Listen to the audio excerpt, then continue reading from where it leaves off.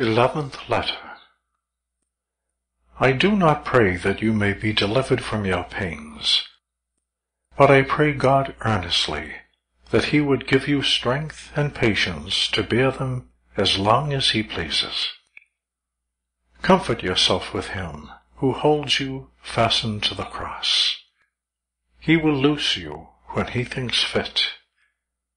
Happy those who suffer with Him. Accustom yourself to suffer in that manner, and seek from Him the strength to endure as much and as long as He shall judge to be necessary for you. The men of the world do not comprehend these truths, nor is it to be wondered at, since they suffer like what they are, and not like Christians. They consider sickness as a pain to nature, and not as a favor from God. And seeing it only in that light, they find nothing in it but grief and distress. But those who consider sickness as coming from the hand of God, as the effects of His mercy, and the means which He employs for their salvation, commonly find in it great sweetness and sensible consolation. I wish you could convince yourself that God is often, in some sense, nearer to us and more effectually present with us in sickness than in health. Rely upon no other physician, for according to my apprehension, He reserves your cure to Himself.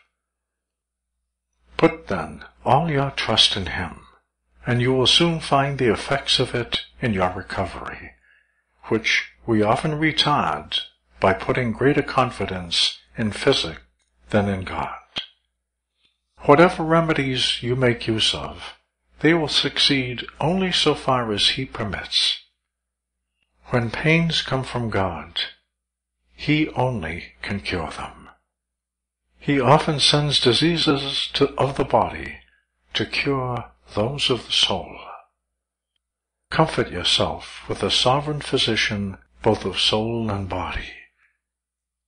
I foresee that you will tell me that I am very much at my ease, that I eat and drink at the table of the Lord. You have reason, but think you that it would be a small pain to be the greatest criminal in the world, to eat at the King's table and be served by Him, and notwithstanding such favors, to be without assurance of pardon? I believe He would feel exceedingly great uneasiness, and such as nothing could moderate, but only His trust in the goodness of His sovereign. So I assure you that whatever pleasures I taste at the table of my King, yet my sins ever present before my eyes, as well as the uncertainty of my pardon, torment me, though in truth that torment itself is pleasing. Be satisfied with the condition in which God places you. However happy you may think me, I envy you. Pains and suffering would be a paradise to me, while I should suffer with my God, and the greatest pleasure would be held to me if I could relish them without Him. All my consolation would be to suffer something for His sake. I must, in a little time, go to God. What matters me in this life, that I now see Him by faith, and I see Him in such a manner as might make me say sometimes, I believe no more, but I see. I feel what faith teaches us, and in that assurance and that practice of faith, I will live and die with Him.